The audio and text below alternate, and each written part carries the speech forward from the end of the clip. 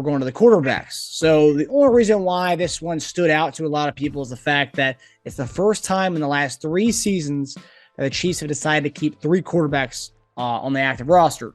A big reason was for Buechele. He could have been claimed if we released him. He could have been claimed by the Cardinals, who tried to get him last year. They were unsuccessful.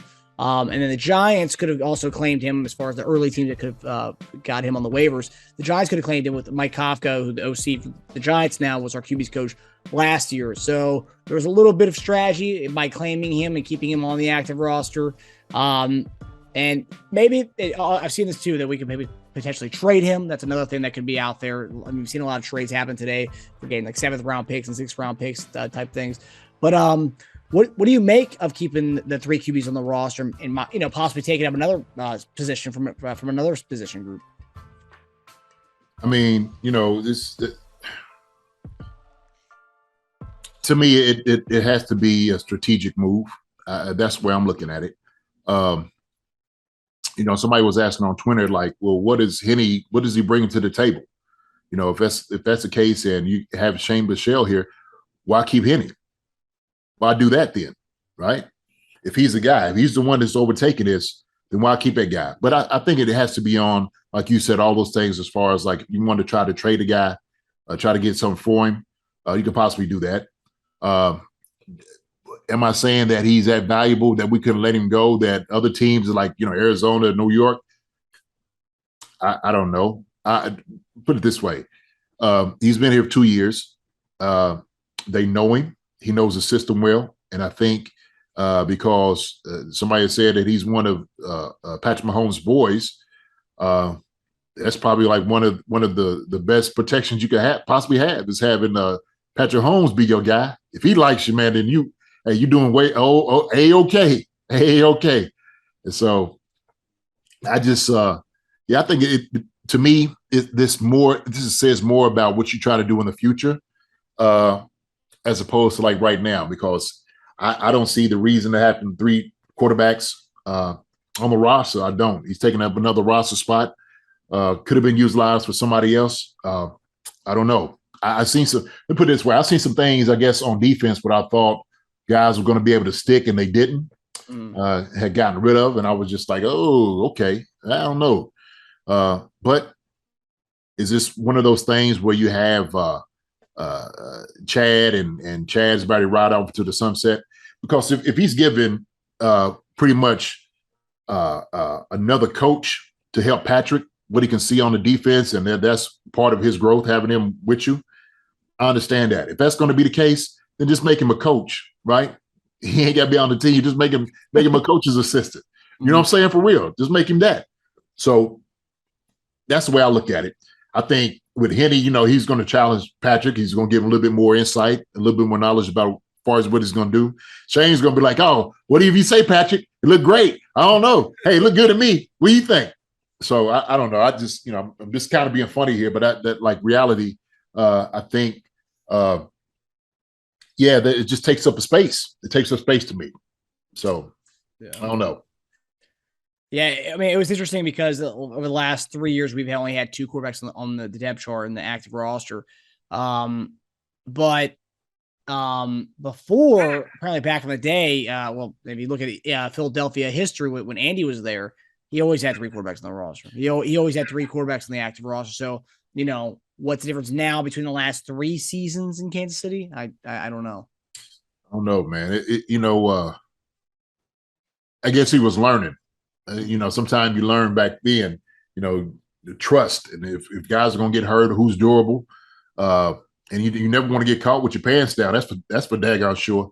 True. So, 15 got to be upright the whole time. We got to make sure he don't get touched whatsoever. And so if we lose him, it's going to be tough. Yeah. Do we put Shane in? Is Shane's going to be the guy that's going to drive? Do I think Shane is a better player than Henne? I don't know. I just I don't know. That's a tough one. I don't know. A tough one. They just signed a guy. Didn't they get a guy here that was on the practice squad? So from Pittsburgh, I seen they signed some dude, didn't he? Yeah, the name is Chris Olada. I mess up his last name. Chris Oladokun. He A lot played of cool. Oladokun. He played for USF, Samford, and San Diego's, or not San Diego State, South Dakota State. Okay. Coming out of college to three different schools. Yeah, he's kind of a dual threat quarterback. 7th round pick this past draft for by the Steelers, and yeah, he tried out for us this week, and then we brought him in on the practice squad this week too. So Okay. Dual threat. dual threat, yeah. Hey man, I like those guys. I like dual threat guys. Mm-hmm. You know, I tell you what, if he can throw the football and he's accurate, I really like it. So I don't know, man. Maybe they getting an eye and looking at this guy and then making some decisions a little bit later. So yeah. Hey, if we get some draft capital for Buechele, I'd be all about that.